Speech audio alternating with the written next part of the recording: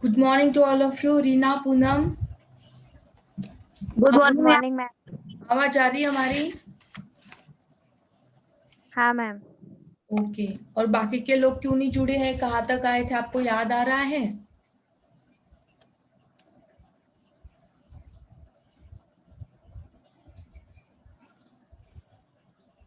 हाँ मैम, हमने पिछली बार एक्टिविटी ली थी। ओके, ठीक है। एक्टिविटी याद आ रही है आपको? क्या आपको आपकी एक्टिविटी याद आ रही है? जी मैम। हाँ। और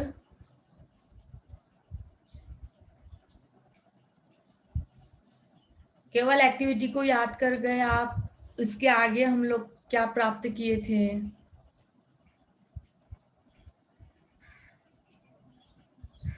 हमने हमारी शरीर में जो 7 चक्र है उसके बारे में जानकारी ली थी। ओके, देन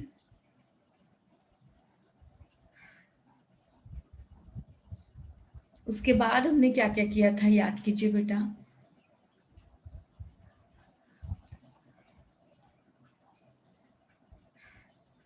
आगे बढ़ना चाहते हैं लेकिन आप लोगों को पूरा याद तो हो जाए।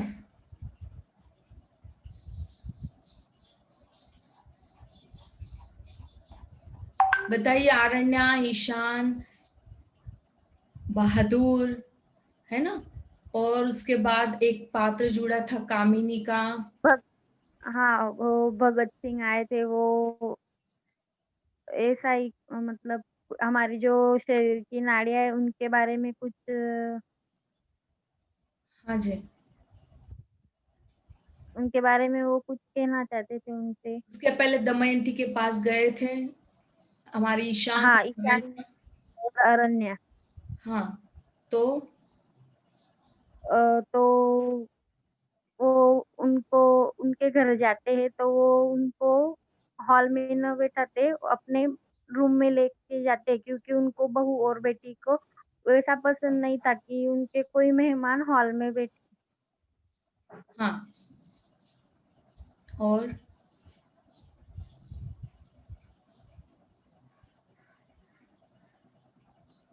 बढ़िए आगे बेटा। आप लोग जब तक आगे नहीं बढ़ोगे ना तब तक हमें पता नहीं चलेगा, है ना? चलिए आगे बढ़ते जाइए। उसके बाद में कौन बेबस था? हमारे यहाँ का कौन सा पात्र बेबस था? कामिनी बेबस थी? दमयंती। दमयंती बेबस थे। और कामिनी? जी, कामिनी। अच्छा। और बताइए, पूरी कथा वस्तु को यदि हम लोग एक दौड़ाते हैं, नजर दृष्टि से डालते हैं, तो हमें यह बताइएगा कि जैसे ही हम बात करते हैं हमारे अरण्या की या हमारे ईशान की, तो कौन कौन सी आवश्यकताओं को यहाँ पर महसूस किया जाता है? कौन कौन सी चीजें यहाँ पर बताई गई है?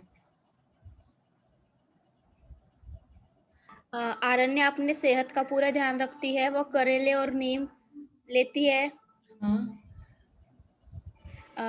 आरण्या को परिवार में रहना पसंद नहीं है और ईशान परिवार को ताकत की, ये क्या बोलते हैं, बुनियाद समझता है। ईशान की 2 बेटियां हैं जो लंदन में पढ़ाई करती है। एक पुत्र था जो दुर्घटना में मृत्यु हो गई। ओके। आरण्या ने शादी नहीं की थी। Very good. और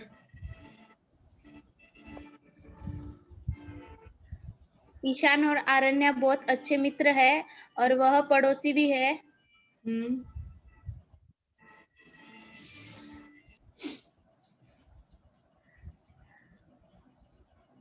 और बेटा आगे। दमयंती और कामिनी ईशान की पत्नी लक्ष्मी की सहेलियां थी। हम्म।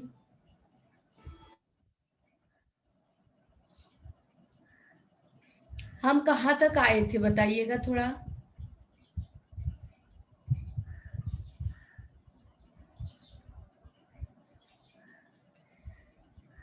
कितने लोग जुड़े हैं आज?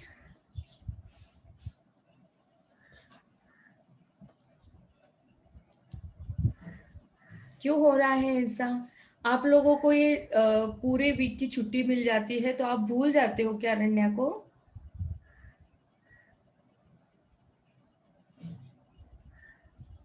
अरण्या को भूल जाते हैं आप लोग? देखिए, भगत सिंह को बताया था और साथ ही में हमने आपको ये भी बताया था कि जैसे दमयंती, अरण्या, उसके बाद कामिनी, सारे लोग जो है निरंतर रूप से अपने शारीरिक बीमारियों के बारे में डॉक्टर के पास पहुंचने से पहले अपनी नाड़ियों के बारे में जानना चाहते हैं।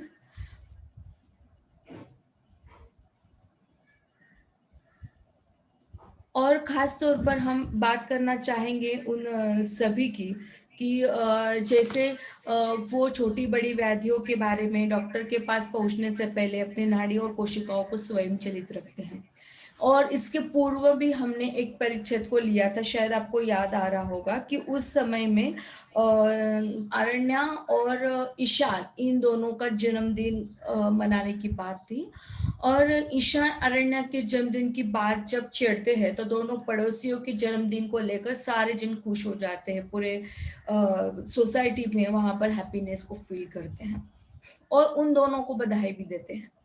बहादुर को केक लाने के लिए जब कहा जाता है, लेकिन बहादुर केक कचरे की बाल्टी में फेंक देता है और पूछने पर बताता है कि मेरा नरसिया इसे खाने नहीं देगा। उसके सिर पर देवता सवार हो जाता है। देखिएगा कि इसके पूर्व हमने आपको बताया भी था कि जो ये परिचय हो गया है बेटा आपका, शायद आपको याद आ रहा होगा। नरसिंह जो है, नरसिंह एक रूप से यदि हम लोग अपने चले जाते इतिहास के पन्ने पलटते हैं तो वहां पर आपको पता चल जाएगा कि नरसिंह ये तो नर नहीं होता, पशु नहीं होता, एक देवता के रूप में विराजमान हो जाता है। और इसी देवता को मानने वाला हमारा बहादुर। पहाड़ी लोगों को यह बीमारी होती है और इस पर जब अरण्या का केक फेंक दिया जाता है तो अरण्या को स्वाभाविक तौर पर गुस्सा आता है और इसने मेरे जन्मदिन का केक कूड़े में पटक दिया। और इस बात से अरण्या खफा हो जाती, वहां से वो चली जाती अपने घर पर। ईशान अरण्या को समझाने की लगातार कोशिश करते हैं लेकिन वह मानती नहीं है। और बहादुर को यह मानसिक व्याधि है, बचपन से वह ईशान के पास ही रहता है, उसके दिमाग में ये कमजोरी है और इसके लिए उसका ऑपरेशन किया गया था। जो वो ठीक हुआ तब से वो यही कहता है कि उसका देवता नरसिंह है, मुझे वह दिखता है, उसी ने मुझे बचाया है। अरण्या ऐसे अंधविश्वास और ज्योतिष को नहीं मानती, वह अपने घर चली जाती है। ईशान उसे मनाने उसके घर चले जाते हैं। ईशान अरण्या को समझाने का लगातार प्रयास करते हैं किंतु अरण्या इस बात को स्वीकार नहीं करते। पीछे भी उसने कई बार ऐसा किया। उसका उदाहरण अरण्या को ईशान दे देते हैं। अरण्या का हाथ पकड़कर वह बहादुर की गलती की माफी मांगते हैं और उसे भोजन करने के लिए चलने का अनुरोध करते हैं। अरण्या कुछ देर तक सोचती है और फिर वह दोनों भोजन के लिए बाहर जाते हैं। यहाँ तक हम लोग आए थे बेटा, याद आ गया आपको अभी?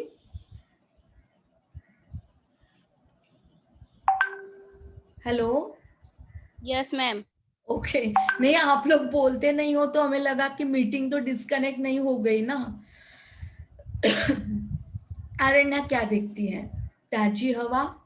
हवा में हर शाम ये बूढ़े बगीचे में टहलने के लिए आते हैं। लौटते वक्त सब्जियां फल खरीदकर अपने परिवार के कोलाहल में लौटते हैं। बहू बेटे कितने भी रुखाई से पेश आए, अवज्ञा करे, फिर भी वह उदासीन नहीं होते। परिवार के साथ होने का सब सुख कुछ अलग ही होता है। उन्हें बहू बेटों की मर्जी के मुताबिक चलना पड़ता है। बूढ़े जब बैठक में बोलते हैं तो सेहत, दवाइयां, डॉक्टर, परहेज, योग आदि बातों पर चर्चा करते हैं और इसके अलावा पेंशन, प्रोविडेंट फंड, महंगाई, इस प्रकार की बातें भी उसमें होती है। अरण्या घूमते समय यह बातें सुनती है कि हम जो भी कमाते हैं बेटे को दे देते हैं और बेटी को वंचित रखते हैं। ये भी परिचय लगभग हमारा हो चुका था, याद आ रहा होगा आपको कि जैसे बूढ़े जब अपने हॉल में बैठते हैं, सारे लोग एकत्रित होते हैं, तो वो सेहत के बारे में, दवाइयों के बारे में, डॉक्टर के बारे में, परहेज के बारे में और योग के बारे में, मेडिटेशन के बारे में। और मेडिटेशन आपको पिछली तासिका में हमने एक एक्टिविटी ली थी, शायद आपको आज भी याद आ रही हो। और याद आ रही है आपको?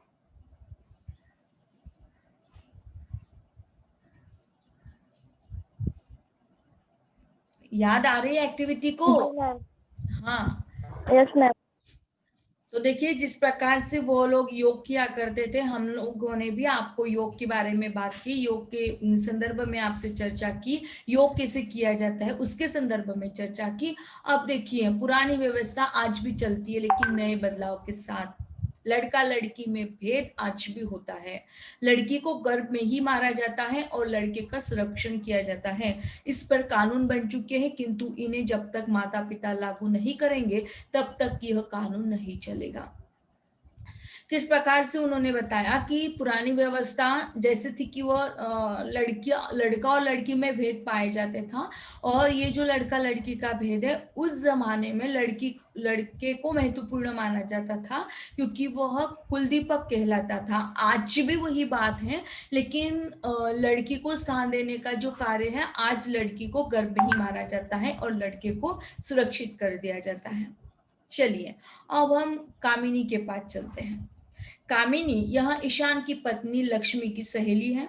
बनारस इलाहाबाद में पढ़ी लिखी कामिनी दिखने में सुंदर, फुर्तीली और चुस्त है। वो लंदन में नौकरी करती थी। कितने आत्मविश्वास से उसने अपना करियर बनाया था। लक्ष्मी और कामिनी इन दोनों की गहरी दोस्त थे। ईशान कामिनी को मिलने के लिए अक्सर जाया करते थे। आज वह अपने साथ अरण्या को लेकर कामिनी से मिलने जाते हैं। कामिनी साफ सुथरी साड़ी में कमरे से बाहर आती है। कामिनी के होश आवाज गड़बड़ा गए हैं। उसकी याददाश्त उसका साथ नहीं दे पाती। वह अक्सर बीमार रहती है। उसे बंद कमरे में रखा गया है और उसके कमरे के बाहर से ताला लगा दिया जाता है। देखिएगा कि इसके पूर्व हम दमयंती के पास गए थे। दमयंती के बहु बेटों ने उसकी हालत कैसे कर दी थी। आज के तासिका में हम सभी लोग कामिनी के पास चलेंगे बेटा। और कामिनी चूंकि वह ईशान की पत्नी लक्ष्मी है और लक्ष्मी की सहेली है, चूंकि वह बनारस इलाहाबाद में पढ़ी लिखी है, कामिनी दिखने में अत्यंत सुंदर है, फुर्तीली और चुस्त है। लंदन में वह नौकरी किया करती थी। आत्मविश्वास से उसने अपना पूरा करियर बनाया था। लक्ष्मी और कामिनी इन दोनों की गहरी दोस्त थी और ईशान कामिनी को मिलने के लिए अक्सर जाया भी करते थे। आज वो अपने साथ अरण्या को लेकर, क्योंकि लक्ष्मी तो अब नहीं रही, तो लक्ष्मी की जगह पर अरण्या को वह लेकर कामिनी से मिलने के लिए चले जाते हैं। आज की कामिनी साफ सुथरी साड़ी में कमरे से बाहर आती है, लेकिन जितना आत्मविश्वास से उसने अपना करियर बनाया था, जितनी फुर्ती के साथ, जितनी चुस्ती के साथ वह दिखने में सुंदर भी थी, लेकिन अभी इस समय में वह अपने होश हवास में पूरी तरीके से गड़बड़ा गई है। उसकी याददाश्त उसका साथ नहीं दे पाती है और वह अक्सर बीमार रहती है। उसे बंद कमरे में रखा गया है और उसके कमरे के बाहर से ताला लगा दिया जाता है। उसकी देखभाल के लिए उसके भैया भाभी ने नौकरानी रखी है। कामिनी नजरबंद है। वह ईशान से अपने प्रॉपर्टी की बातें करती है। उसके प्रॉपर्टी के कागजात नहीं मिल रहे हैं और मेरे नकली दस्तखत करके अब मेरी प्रॉपर्टी बेचना चाहते हैं। कुकू ने बताया कि बिल्डर आकर घर को देख कर गए हैं। कामिनी के भाई घर को बेच चुके हैं। उसे नींद की गोलियां दी जाती है। वह हमेशा बेहोशी में रहती है। अरण्या उस कमरे में बैठी है। उसका दम घुटने लगता है क्योंकि उस कमरे में ऑक्सीजन की कमी है। वो बाजार का बहाना बनाकर बाहर निकलते हैं। ईशान वहीं पर रुकते हैं। कामिनी सारी बातें ईशान को बताती है कि मेरे भैया भाभी मुझे फार्म हाउस बुला रहे हैं और वहां पर मेरा गला घोट सकते हैं, मुझे मार सकते हैं, मुझे बहुत डर लग रहा है। देखिए आज की कामिनी की हालत, न जाने बेटा समाज की तमाम ऐसी औरतें होगी, समाज की तमाम ऐसी नारियां आज भी हैं जो दमयंती और कामिनी के जैसा बर्ताव सह रही है। कभी अपने बहू बेटियों के जरिए, कभी अपने भैया भाभी के जरिए, कभी अपने सास ससुर के जरिए, कभी अपने पति के मार्फत। और इस प्रकार से जब भी ईशान के जरिए या अरण्या के माध्यम से जब कामिनी को सलाह मिलती है, किस प्रकार का उन्हें प्रेरणा मिलती है, तो देखिएगा कि क्या होता है आगे। कामिनी ने तो अभी सारी बातें जितनी भी उसके दिल में थी वो बता दी। और अब ईशान सोचने लगा। यहां तक समझ में आया बेटा आपको?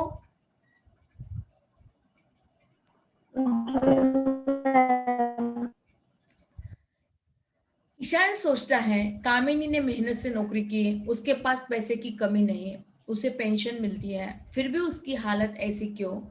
वह आजीवन अविवाहित रही, पैसा कमाती रही, किंतु अंतिम दिनों में उसके साथ उसके अपनों ने जिस तरह का व्यवहार किया उसे बेबस बना दिया। देखिए ना, कामिनी चूंकि वह अपनी मेहनत से नौकरी करती है, उसके पास कभी पैसों की कमी नहीं रही है, उसे तो आज भी पेंशन मिलता है, फिर भी उसकी ऐसे हालत क्यों कर दी है? वह आजीवन अविवाहित रही, इसलिए अविवाहित रही ताकि वह अपने भाई को और अपने भाई के परिवार को बहुत अच्छी तरीके से संजो सके, संभाल सके, और इसलिए उसने कभी शादी नहीं की। वह निरंतर रूप से पैसा कमाती रही, लेकिन अंतिम दिनों में उसके साथ अपने ही लोगों ने जिस तरह का व्यवहार किया उसे बेबस बना दिया। व्यक्ति का व्यक्तित्व सिर्फ सुविधाओं से नहीं पनपता, वह बनता है समझ और अनुभव से। जिस घर में कामिनी को रखा था वह घर क्या घर था? वह धूप नहीं थी, ऑक्सीजन भी नहीं, सब बंद। अरण्या भी कामिनी के बारे में सोचती है, उसने तो बनारस में ज्योतिष शास्त्र को पढ़ा था, फिर उसने अपना खुद का भविष्य क्यों नहीं देखा? देखिए, जिस भविष्य को, जिस ज्योतिष शास्त्र को ईशान मानते हैं, जिस ज्योतिष शास्त्र को कामिनी जानती थी, लोगों का भविष्य बताया करती थी, लोगों के ज्योतिष को बताया करती थी, लेकिन उसने अपना खुद का ज्योतिष क्यों नहीं पढ़ा, खुद का भविष्य क्यों नहीं पढ़ा कि मेरे ही भाई मेरी ही भाभी मुझे इस प्रकार से मार देंगे, बंद कमरे में रखेंगे जहां पर धूप नहीं है, जहां पर ऑक्सीजन नहीं है, तो ऐसी जगह पर बेबस बनाकर रख दिया, किसी सुविधाओं को वहां पर नहीं है। और देखिएगा कि व्यक्ति का व्यक्तित्व केवल सुविधाओं से नहीं पनपता है, तो वह बनता है समझ से, वह बनता है अनुभव से। जब तक हाथों में पैसा है तब तक अपनी जिंदगी है, और जब अपने हाथों की नौकरी चली जाएगी, पेंशन जब हमें मिलेगा, पूरा घर पूरी प्रॉपर्टी हमारे नहीं बल्कि अपने भाई की हो जाएगी। ये तो निश्चित ही था, होना ही था। लेकिन अपने ही लोग जब अपने ही रूप से जब धोखा देने लग जाते हैं तो पता चलता है कि परिवार के भीतर के लोग किस प्रकार से हमें धोखा देने के लिए मजबूर हो जाते हैं। और इस बात के लिए प्रतीक के तौर पर एक मात्र ऐसा पात्र मौजूद है जो है कामिनी। और कामिनी हर रूप से मजबूर होकर, जिसके घर में धूप नहीं है, जिसके घर में ऑक्सीजन भी नहीं है, और ऐसे परिवार में वह रहना पसंद नहीं करती है। और जब वह खुद ज्योतिष शास्त्र को पढ़ती थी, औरों के ज्योतिष को वह बताया करती थी, तो उसने खुद का भविष्य क्यों नहीं देखा? इससे बहुत बड़ा प्रश्न अरण्या के सामने आता है, और वह निरंतर रूप से उस प्रश्न को सुलझाने के रूप में प्रयास करने लग जाती है। यहाँ तक क्लियर हुआ?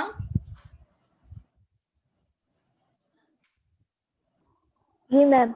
ओके, आपकी आज्ञा हो तो आगे बढ़े।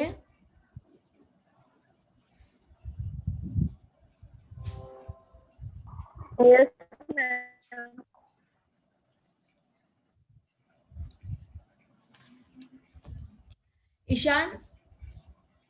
ईशान सोचते हैं कि कामिनी ने मेहनत से नौकरी की, उसके पास पैसों की कोई कमी नहीं, उसे पेंशन भी मिलता है, पर फिर भी ऐसी हालत क्यों है? और यह निरंतर रूप से सोचने लग जाती ईशान के साथ साथ रहने वाली हमारी अरण्या भी। और परिवार के भीतर वरिष्ठ नागरिकों की प्रति समस्या और उलझने रहती है। देखिएगा कि परिवार में जितने भी वरिष्ठ नागरिक हैं, मतलब जो सीनियर सिटीजन है, उनके प्रति बढ़ने वाली जो समस्या है वो ज्यादा से ज्यादा उलझती चली जाती है। प्रभु दयाल, अब देखिएगा और एक वरिष्ठ नागरिक हमारे इस उपन्यास में आता है जिसका नाम है प्रभु दयाल।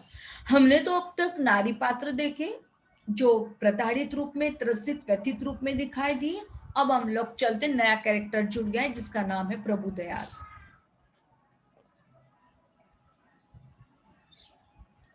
देखिएगा कि प्रभु दयाल के परिवार में 3 बेटे हैं, एक नहीं बल्कि 3 बेटों के मालिक होने के पश्चात, अभी तक तो हम लोग चाहते थे ना कि केवल बेटे होते हैं तो बेटे कुलदीपक होता है, बेटे के ही से ही वंश चलता है। अब देखिएगा कि बेटा होने के बाद भी अपना ही घर उसके लिए कैसा पराया हो जाता है, लेकिन वह अपने ही घर में पराया हो गया है। प्रभु दयाल अपने कमरे की चाबी हमेशा अपने साथ रखते हैं, क्योंकि बेटी बहुएं हमेशा परेशान होती हैं कि पिताजी ने अपने कमरे में कौन सा खजाना जमा कर दिया है। बिरादरी के लोगों ने बताया कि प्रभु दयाल मेरठ में बहुत बड़ा धंधा करते हैं, और यह बात जब तक बेटों को पता चलती है, फैक्ट्री और दुकान में हुए घाटों के लिए प्रभु दयाल से रुपए मांग लिए जाते हैं। और तब प्रभु दयाल बेटे से कहते हैं, काम तुम संभाल रहे हो, पैसे भी तुम ही दो। अब देखिए किस प्रकार से यहाँ पर प्रभु दयाल की एक मजबूरी का यथार्थ दर्शन होने जा रहा है। किस प्रकार से प्रभु दयाल का एक जीवंत दर्शन होने जा रहा है कि प्रभु दयाल का भी बेटा है, लेकिन प्रभु दयाल ने अब तक किए हुए हर कार्य पर किस प्रकार से रोकथाम लगाई जाती है। बिरादरी के लोगों ने बताया कि प्रभु दयाल मेरठ में बहुत बड़ा धंधा करते हैं। यह बात जब बेटों को पता चलती है, फैक्ट्री और दुकान में हुए घाटे के लिए प्रभु दयाल से रुपए भी मांगते हैं। तब प्रभु दयाल बेटे से कहते हैं, काम तुम संभाल रहे हो, पैसे भी तुम ही दो। तब बड़ा बेटा मंझले को डांट कर प्रभु दयाल के गले में लटकती हुई चाबी को उतार लेता है। प्रभु दयाल इस बेइज्जती से उभारते हुए कहते हैं कि पैसे तुम्हारे ससुर से क्यों नहीं मांगते। तब प्रभु दयाल इस बात का साफ इनकार करता है। वह पत्नी के सिधार जाने के बाद प्रभु दयाल की मामी की भतीजी कलावती के साथ प्रभु दयाल मेरठ में रहने लगते हैं। इसी जंजाल में प्रभु दयाल फंस गए थे। प्रभु दयाल आईने के सामने खड़े होकर सोचते हैं कि क्या मैं इतना बूढ़ा लगता हूँ जितना लड़के मुझे समझते हैं। शादी कर लेता तो लौंडे क्या कर सकते थे। प्रभु दयाल बेटे को पता चल जाता है जब इस प्रकार से, तो उनकी हत्या कर दी जाती है। पोस्टमार्टम की रिपोर्ट से पता चलता है कि उनकी मृत्यु गला घोटने से हुई है। देखिए एक और पात्र जुड़ गया हमारे इस उपन्यास में, प्रभु दयाल नामक।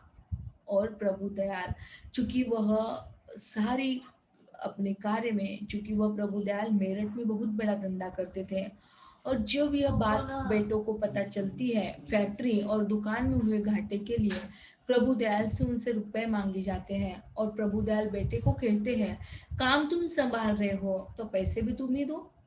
तब बड़ा बेटा मंझले को डांट कर कहता है, प्रभु दयाल के गले में लटकती हुई चाबी को वो उतार लेता है।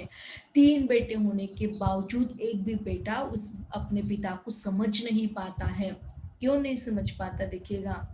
और अंत में इस बात का साफ इनकार वह कर देता है, और अपनी पत्नी, अब उनकी भी पत्नी नहीं है, विदुर कहलाते हैं प्रभु दयाल, तो प्रभु दयाल की मामी की भतीजी कलावती के साथ प्रभु दयाल मेरठ में रहते हैं।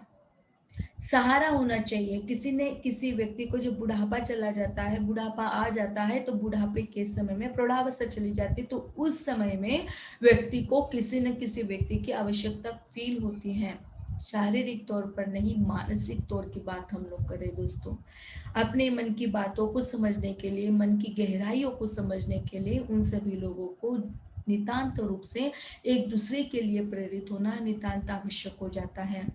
और इसी जंजाल में हमारे प्रभु दयाल भी फंस गए थे। प्रभु दयाल आईने के सामने खड़े होकर सोचने लगते हैं कि क्या मैं इतना बूढ़ा लगता हूँ जितना लड़के मुझे समझते हैं। शादी कर लेता तो लोंडे क्या कर सकते थे। यदि मैं शादी ही कर लेता भतीजी कलावती से, तो ये बच्चे क्या कर सकते थे।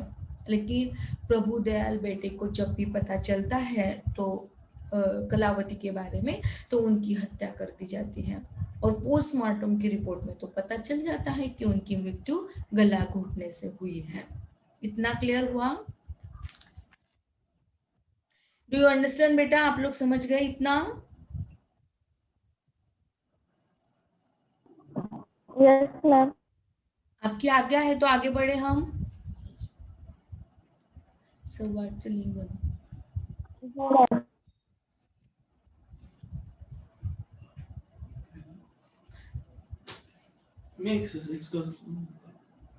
ईशान खुशी से अरण्या को मिलने आता है और वह अरण्या को 2 फोटोज दिखाता है।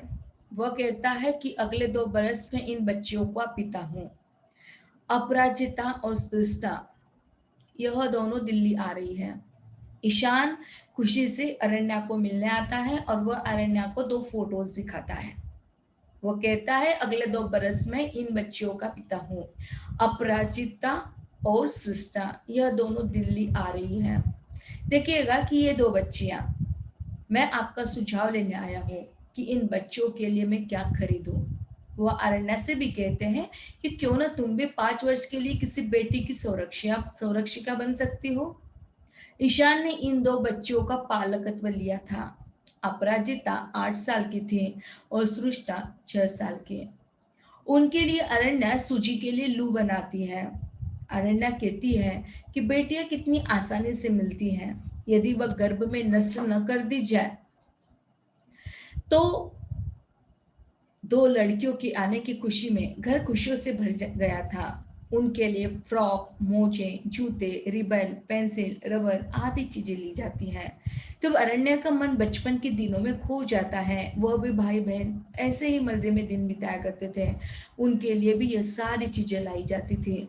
देखिएगा कि जब अरण्या और ईशान दोनों बूढ़े हो चुके हैं, हालांकि देखा जाए तो ईशान की 2 बेटियां, चूंकि वह बाहर पढ़ रही है, दूसरे देश में पढ़ रही, विदेश में पढ़ रही है, और आज ईशान अरण्या के पास 2 फोटो लेकर आता है।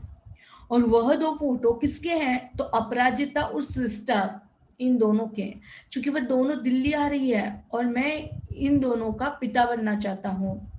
मैं आपका सुझाव लेने आया हूँ, इन बच्चों के लिए क्या खरीदे। वो अरण्या से भी कहते हैं कि क्यों ना तुम भी 5 वर्ष के लिए किसी बेटी की संरक्षिका बन सकती हो। मतलब जैसे हम लोग एक ले लेते, किसी बच्ची को गोद में ले लेते हैं ना, तो पूरे संरक्षण का भार हम पर होता है, इस तरीके से। तो ईशान ने इन दोनों बच्चियों को पालकत्व दिया था। अब जब पालकत्व की बातें आती है तो सारी चीजें हमें संभालनी पड़ती हैं। अपराजिता 8 साल की थी और सृष्टा 6 साल की। और जब वे 2 बच्चियां उनके पास आती हैं तो घर में खुशी टिक नहीं पाती है, घर की खुशियों का ठिकाना नहीं रहता है और पूरा घर खुशियों से भर जाता है। अरण्या उन दोनों के लिए मतलब लड्डू बनाती है ना, सूजी के लड्डू बनाने का प्रयास करती है और अरण्या कहती है कि बेटियां कितनी आसानी से मिल जाती हैं, यदि वह गर्भ में नष्ट न कर दी जाए तो। मतलब इस संसार में यदि हम अपने ही बच्चों को बचा पाए तो। 2 लड़कियों के आने की खुशी में घर खुशियों से भर जाता है। उनके लिए फ्रॉक, मोजे, जूते, रिबन, पेंसिल, रबर आदि तमाम ऐसी चीजें ली जाती हैं जो उन लड़कियों के लिए आवश्यक होती हैं। और तब अरण्या का मन बचपन के दिनों में खो जाता है। वह भी भाई बहन ऐसे ही मजे में दिन बिताया करते थे और उनके लिए भी यह सारी चीजें लाई जाती थी। धोबी राम खिलावन अरण्या के घर के पर्दे धोकर लाता है। अरण्या पर्दे लगाने का काम राम खिलावन को लगा देती है। पर्दे लगाते समय अरण्या राम खिलावन को बच्चे की पढ़ाई के बारे में पूछती है। तब वो राम खिलावन क्या बताता देखिएगा कि उनका बेटा बीएससी पास हुआ है, वो मेरे जैसा काम नहीं करेगा, मेरे बेटे और मेरी बेटियां पढ़ना चाहती हैं। राम खिलावन बताता है एक नौकर है देखिएगा, लेकिन एक नौकर का बेटा आज बीएससी हो गया है और कतई वह नहीं चाहता कि उसका बेटा या उसकी बेटी उसके जैसा काम करे। आज उसका बेटा बीएससी हो चुका है।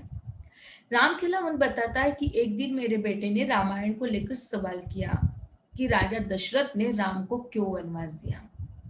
तब मैंने बताया कि रानी कैकेयी की वजह से। तो बेटा कहने लगा, राम जी क्या पढ़े लिखे नहीं थे? पिता दशरथ को राम समझा सकते थे कि वो गलत कर रहे हैं। यदि मम्मी आपको गलत या बेकार की बात कहेगी तो क्या आप मान जाएंगे? तब राम खिलावन अपने बेटे को कहते कि हम छोटी जाति के हैं, हम यदि ऐसी बात करेंगे तो लोग हमें नीच या असंस्कारी कहेंगे। हम लोग ऊंची जाति वाले लोगों के खिलाफ नहीं बोल सकते। हम कमजोर हैं, अनपढ़ हैं और इसलिए हम पर अत्याचार होता है। बहु बेटियों पर बलात्कार होते हैं। राष्ट्र तो धूले पूछे पुण्यवान वर्गों के लिए ही है। यह राम खिलावन अरण्य से कह रहा है। देखिए ना दोस्तों, राम खिलावन की बातों से लग रहा है कि कहीं न कहीं यह पात्र उन सभी जातिगत वेदों में पूरी तरीके से कसोट खाया हुआ है। ऐसी समस्याओं में उलझ चुका है कि जहां पर अपनी ही जाति के लोग, अपनी ही बिरादरी के लोग आगे नहीं बढ़ना चाहते, और जब भी वह निम्न जाति के लोग आगे बढ़ने का भरकस प्रयास करते हैं तो उच्च जाति वाले लोग उसके खिलाफ बात करते हैं, उसके खिलाफ कार्य करने के लिए लोलुप हो जाते हैं। अत्याचार किया जाता है, बहु बेटियों पर भी अत्याचार होता है। और राष्ट्र तो मतलब उसका क्या कहना है कि ये जो पूरा राष्ट्र चलता है ये धूले पूछे पुण्यवान वर्गों के लिए ही होता है, ऐसा राम खिलावन का कहना है। और राम खिलावन अरण्य से बात कर रहा है। यहाँ तक क्लियर हुआ?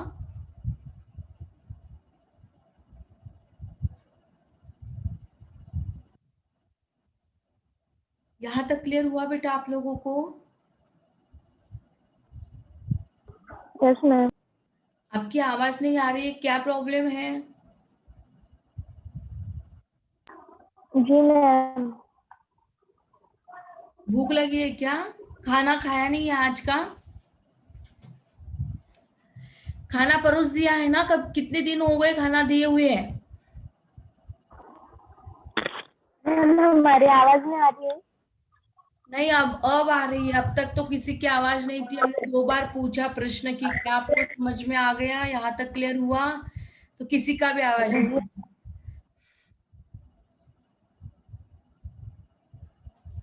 चलिए, क्लियर हो गया? Yes ma'am. आगे बढ़े आपकी आज्ञा हो तो? जी मैम। ओके। अरण्या अपने फ्लैट को लेकर चिंतित है। वह उसे बेचना चाहती है क्योंकि उस पर लोन था। दूसरे मकानों को देखने जाती है तो वह किराया कैसे अदा करेगी इसके बारे में पूछा जाता है। तब वह अपनी सहेली विनीता से फोन पर ही पूछती है और वह विनीता के घर रहने का इंतजाम करती है। वह सोचती है आवास ही मानसिक विकास का मूल है। अरण्या मकान को लेकर चिंतित है, उसका मन नहीं लगता। तब वह ईशान को मिलने जाती है। ईशान के चेहरे पर संदेह, शंका और चिंता दिखाई देती है। ईशान गंभीर है। वह अरण्या को मित्र होने के नाते पूछता है, क्या फ्लैट बेचना जरूरी था? अरण्या अपनी परेशानियां दूसरों को बताना ही नहीं चाहती। वो कहती कि फ्लैट के कागजात नहीं थे, मेंटेनेंस की रकम खासी लंबी हो चुकी थी और फ्लैट पर लोन भी था। लेकिन ईशान को इस बात का दुख होता कि अरण्या को रोकते हुए वो कहता है कि आज तुम यहीं पर रुक जाओ। तुम्हारे आने से मेरा अकेलापन दूर हो गया है। हम दोनों दुख सुख से अब बाहर हैं। अब हमें किसी सुख की प्रतीक्षा भी नहीं है। वो उसे विनीता के घर जाने की बजाय अपने ही घर में रहने का अनुरोध करता है। उसी समय निर्णय देने की बजाय वह सोच समझकर ईशान के घर पर रहने का निर्णय करती है। वह कितने बरसों से एक दूसरे के साथ रह रहे हैं। अब अगर एक दूसरे से दूर हो जाएंगे तो जीवन भी कठिन हो जाएगा। इस बात का एहसास दोनों को हो जाता है और बाकी की बची जिंदगी साथ साथ गुजारने का निर्णय वो कर लेते हैं। जो समय उनका बीत चुका है उसके बारे में विचार न करते हुए आने वाले समय के बारे में दोनों सोचते हैं और हमें खुशी और आनंद से उन पलों को बिताना है। यही जीवन है। समय सरगम यह मनुष्य के जीवन की महागाथा है। जीवन की कठोर सच्चाइयां, सामाजिक व्याख्या, जगत की वास्तविकता तथा जीवन जीने की एक सच्ची अदम्य इच्छा समय सरगम के माध्यम से लेखिका व्यक्त करती है। इस उपन्यास में जितने भी स्त्री पात्र हैं वो वर्तमान समाज के स्त्री पात्र हैं। उन पात्रों के जीवन की उलझनों को एवं मानसिक द्वंद्व को लेखिका अभिव्यक्त करती हुए कहती है कि स्त्री ने अपने अधिकारों के प्रति सजग रहना है। वह इन बुजुर्गों को भरपूर जीवन जीने का संदेश दे देती है। यहाँ पर हमारा जो लंबे समय से चल रहा समय सरगम उपन्यास का जो विवेचन था वह समाप्त हो गया। देखिए अब लगभग हमारे उपन्यास के हमने सभी जितने भी पॉइंट्स थे उन सभी पॉइंट्स पर हमने विचार विमर्श कर चुके हैं। यदि आप लोगों को इसके बारे में आज की तासिका में जो बातें समझ में नहीं आई हो, आप लोग डिस्कस कर सकते हो। You discuss it.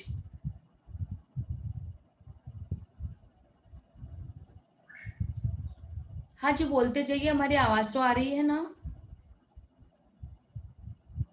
Puja, Poonam,